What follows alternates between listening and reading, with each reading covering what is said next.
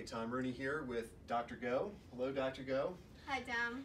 We are going to help you get ready to face the cold elements out on that picket line. So we're going to give you some advice on how to dress and stay warm and toasty while you're burning with your passion inside for a fair contract. Absolutely. So we're going to start off with a little bit about base layers. Okay, so you'll notice that Dr. Go and I are wearing our black tops. Tell us a little bit about what you're wearing there. Yeah, so it's just a kind of traditional yoga shirt where it has the long sleeves. It also covers some of my wrists. And I find this really helpful because not only is it a full long sleeve, but then it also can tuck in really easy to base layers of pants. All right, and I'm wearing a wool synthetic, which breathes really nice. It helps repel rain and provides that nice sort of insulation for what comes on top. What are you wearing on top? And also, so I also like long johns, the traditional long johns or waffle attire. So I will also often wear one of these, or in conjunction, I often will wear a vest because I do get cold, and vests are really nice to help keep your core warm. In addition, it will give you the opportunity to put stuff in your pockets, so when your cell phone is starting to drain its battery because of the cold, you can stick it into your warm pockets, and that will help keep it a little bit longer. All right. On top of my base, I like to wear a sweater. This is old school. Wool is great. If you have alpaca, this happens to be alpaca, also a great choice.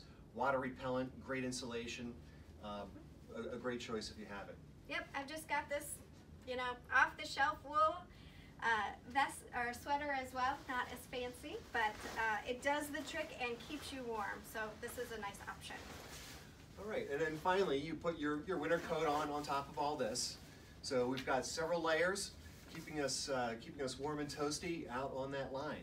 Yeah, again, because I do often get cold, I will put between my base layer and my top coat another long sleeve sweater that has a hood so that I can use the hood if I want. And then on top of that, I'm gonna go ahead and put on my 3-in-1 winter jacket that's got the multiple layers within there. Hey, Dr. Go, ready to talk about pants? I am so ready to go. All right, go. All right, so as you might have noticed in our shirt sequence, I had yoga pants on. I really like the thicker yoga pants because I can move around a lot, but I also have in my repertoire, the regular long john pants and just tights or thicker tights that are more flannel in attire. On top of that base layer, I am again gonna put something over it. I have lined pants, so they're hiking pants, but then they also have lining in them to make them thicker. And then I also have the option of wearing these really snazzy calf warmers that I did get in Peru. Very so, keeping with the theme. But these are all things that I would put on top of my base layer to, again, keep myself warm, because even if you're warm for a few minutes, 3 hours into this, you need to make sure you are covered. I have a pair of pants that I'll wear when I'm in the snow, so these would be for cross-country skiing. I even wear these shoveling or when I'm out shopping during snowfall. These are nice and warm, they're insulated and keep you toasty. If you don't have something like this, you might want to go with, sort of again the waffle long underwear, or something a little more high-tech. Either way, you want to have some layer at the base before putting your pants on. And then you could actually pick up a very cheap pair of nylon pants to sort of put on top. These will keep you dry, and keeping dry out on that line is going to be the really determining thing that determines how long you're able to stay out there and stay comfortable. So these are a pair of cheap nylon pants that were probably less than $10, and they could just go right on over top of a pair of jeans or a pair of dress pants. Yeah, I know that I got some at REI, which is a little more expensive, but then you have the option between the rain pants that are just the nylon or the snow pants that have that extra layer. Because as we've said, layering is extremely important. Good. Dr. Go, feet? Feet. Maybe one of the most important spots on you in a picket line. You're going to be on your feet the whole time, so take care of your feet. Absolutely. Not only do they need to be warm, but they need to be comfortable. And they need to be dry. So what? And dry. Okay. So what I have here is I have a pair of wool socks. Again, wool is fantastic. It keeps the water out. It keeps your feet warm.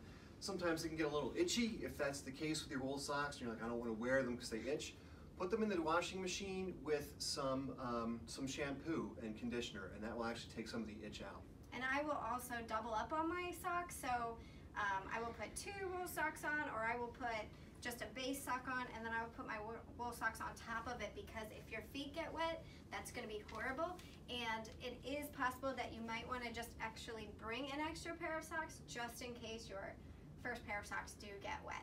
You should definitely bring a change of clothes for after the picket line so that you have something dry and warm that you know is waiting for you at the other end. Yep. Let's talk shoes. Yeah, so a lot of people just have traditional tennis shoes. I would definitely recommend comfortable shoes if this is all you have, to make sure, because as you are walking, you're going to be walking on a sidewalk, which is very flat and it's very hard, and so it's going to make you very sore after a few hours. So if all you have are gym shoes, at least make sure you wear the gym shoes as opposed to a dressier shoe. As well, I have just regular hiking boots. So these are really nice to keep my feet dry because they are water resistant, and if there is a bunch of snow, I can walk through the snow. So that's another option. And then snow boots. So not only are these really amazing because they're going to keep me dry and they're going to keep me above the snow, but they have an insert inside that can be taken out, and then it's nice and thick through the mid, so I can put 3-4 layers on and still all fit it within the boot. These are really comfortable. I have walked miles and miles in them, and I've not had foot problems. So that's kind of your best case scenario in the foot situation. All right, and guys, also a nice pair of hiking boots that are comfortable are great out on the line. You're going to put a lot of miles on these, so make sure you've got something that's comfortable, not something you just bought and are in the process of breaking in. Right. These are waterproof, so I will wear these out on the line unless we have a bit of snow on the ground, in which case I could switch over to snow boots. I like these particular boots for 2 reasons. These boots, first and foremost, are insulated, but what you can do with these boots is the feet, which appear to be larger than they should be, actually will fit a shoe right inside. So you can just use your regular walking shoes, and then just slide this boot on over top of those. So these are called Neos. They're called overshoes. So these are fantastic when the weather gets cold or if the snow gets deep. Yeah. Dr. Go. Let's talk about the extremities, the head, the hands. We got to keep those warm because they get cold first. Absolutely, and even though we will have some hand warmers and things, that is in no way going to be enough for you. We all probably have our traditional little gloves that we wear driving, going from the car to the building, things like that, but it's not going to be enough. You can put them in your pockets, but you may want to think, number one, that having mittens are better for your fingers because they keep your fingers together, but you also want to think about layering. So if you have multiple gloves, especially if they're not necessarily really good gloves, wearing more than 1 pair. So I can easily fit this glove on and then put this bigger glove on top of it. And then what's also nice about having gloves like this is that you'll notice they do have the waterproofing, the nylon that's going to keep your hands dry, and mine are so fancy they actually have a spot for a hand warmer.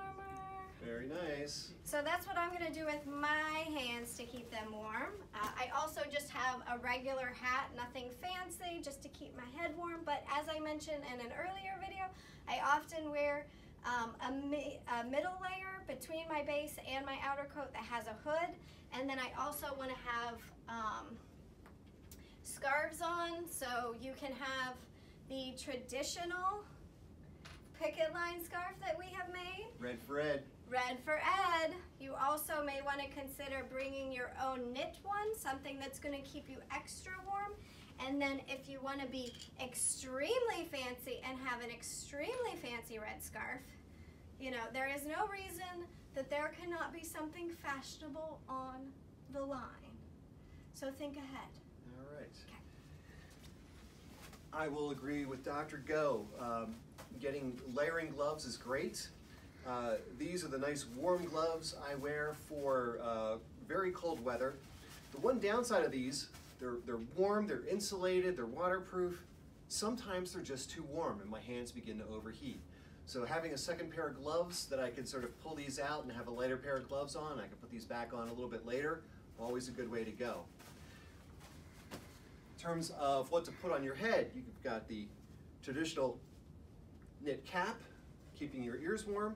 If temperatures get a little colder or if it gets windy or you want something that's going to give you some protection against rain. I think it's already so rainy.